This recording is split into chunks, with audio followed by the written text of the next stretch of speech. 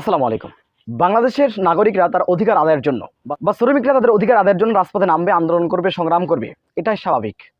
কিন্তু রহস্যজনক হচ্ছে জার্মান থেকে ঘুরতে আসা 4 তরুণী এই শ্রমিকদের আন্দোলনে অংশগ্রহণ করেছে এবং তারা আন্দোলন করেছে। এটা রহস্যজনক। বাংলাদেশের ইতিহাসে আমার দেখা মতে, আমি দীর্ঘদিন মিডিয়াতে কাজ করছি, আমি দেখিনি অন্য কোনো দেশের নাগরিকরা ঘুরতে এসে এদেশে কোনো আন্দোলন সংগ্রামের সাথে যুক্ত হয়েছে।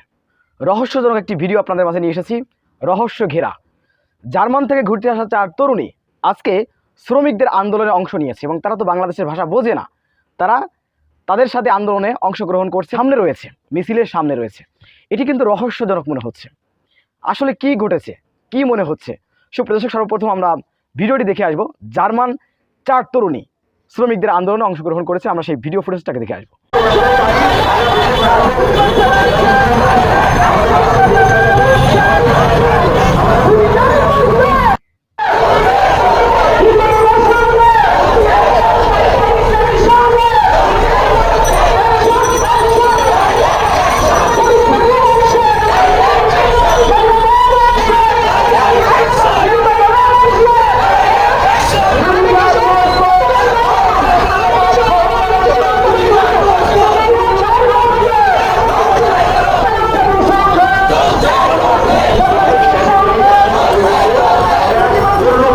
আজকের এই কর্মসূচি সংক্ষিপ্ত হবে, এটা পরিচালনা করবেন আমাদের ফেডারেশনের সভাপতি এবং দেশে যে নৈরাজ্য সৃষ্টি হয়েছে শ্রমিক অর্গানাইজেশনে, সেটা হচ্ছে তাদেরকে সময় মতো বেতন দেওয়া হয় না।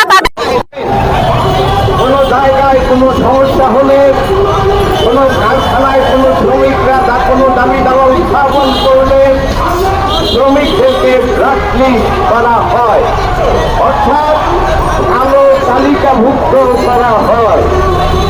আমরা আজকে এখানে দাঁড়িয়েছি শুধুমাত্র অন্যায় তো গার্মেন্টসের শ্রমিকেরা করে না, অন্যায় করে গার্মেন্টসের মালিকেরা। তারা বেতন ভাতা ঠিক মতো দেয় না বলে শ্রমিকেরা কাজ বন্ধ করতে বাধ্য হয়। মালিকেরা বেতন ভাতা দেয় না বলে শ্রমিকেরা রাস্তায় নামতে বাধ্য হয়। মালিকেরা 2 মাস 3 মাস বেতন দেয় না বলে শ্রমিকেরা সেখানে অবরোধ করতে বাধ্য হয়।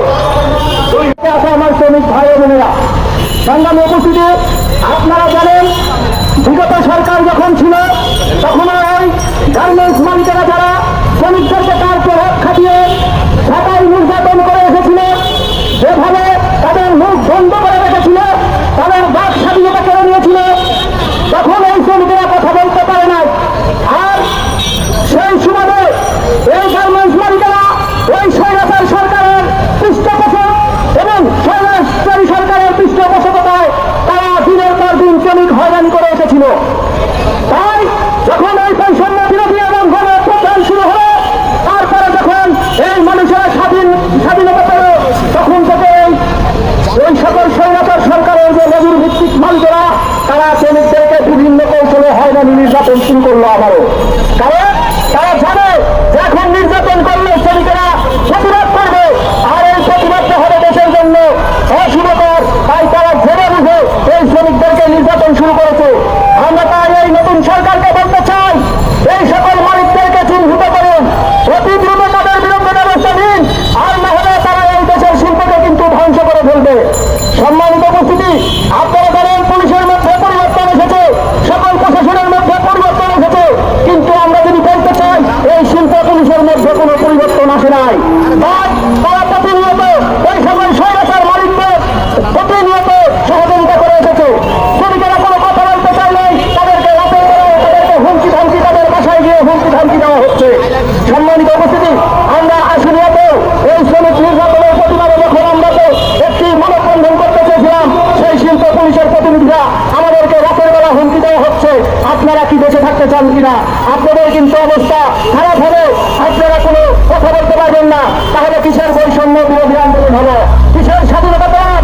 আমরা যদি আমাদের অধিকারের কথা বলতে না পারি, আমরা যদি আমার শ্রমিকের উপরে অন্যায় হচ্ছে সেটার প্রতিবাদ করতে না পারি, তাহলে কিসের স্বাধীনতা পেলাম আমরা?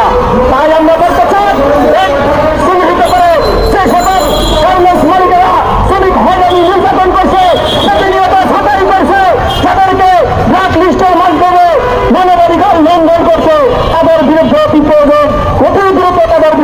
ব্যবস্থা নিতে হবে।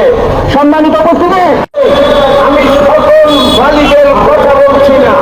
কিছু কিছু মালিক বেতন না দেওয়ার কারণে 2 মাস 3 মাস বেতন ভাতা না পেয়ে শ্রমিকেরা কাজ বন্ধ করে রাজপথে নামে অবরোধ করে, আর তার জন্য শ্রমিকদেরকে গুলি করা হয়, গ্রেফতার করা হয়, তাদের নামে মামলা হয়, তাদেরকে কালীয় তালিকাভুক্ত ব্ল্যাকলিস্টেড করা হয়। আপনার মালিক 2 মাস 3 মাস বেতন দিল না, আমার শ্রমিককে রাস্তায় নামাতে বাধ্য করলো, সরকার কেন তাদেরকে কালো তালিকাভুক্ত করবে না?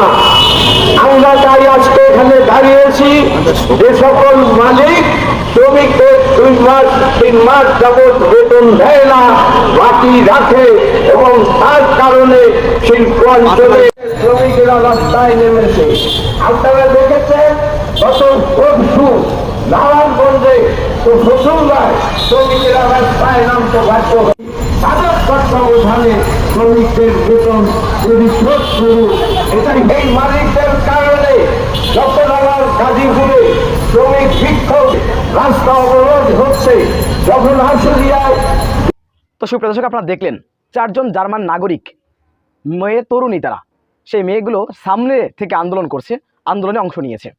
আমার কাছে এটি রহস্যজনক মনে হচ্ছে, কারণ ইতিপূর্বে কোনোদিন আমরা দেখিনি কোনো দেশের ট্যুরিস্ট যারা ঘুরতে এসেছে বাংলাদেশে, তারা বাংলাদেশের কোনো রাজনৈতিক কার্যক্রমের সাথে তারা যুক্ত হয়েছে বা কোনো দাবি আদায়ের ক্ষেত্রে বা কোনো আন্দোলনের ক্ষেত্রে তারা অংশগ্রহণ করেছে। এটা আমাদের রহস্যজনক মনে হচ্ছে, বিশেষ করে আমার কাছে। এই বিষয়টি সুস্থ তদন্ত করা দরকার, কারা করছে, কাদের আন্দোলনে তারা এসে জার্মান নাগরিকরা, তরুণীরা তারা এই সামনে থেকে আন্দোলনটা করলো। সুপ্রিয় দর্শক, বিষয়টি আপনারা কীভাবে দেখছেন অবশ্যই আপনাদের মূল্যবান মন্তব্য কমেন্ট বক্সে জানাবেন। সবসময় সত্য নির্ভর তথ্য পেতে স্বাধীন বাংলা ইউটিউব চ্যানেল সাবস্ক্রাইব করে আমাদের সাথে থাকুন। আসসালামু আলাইকুম রহমতুল্লাহি ওয়া বারাকাতুহু।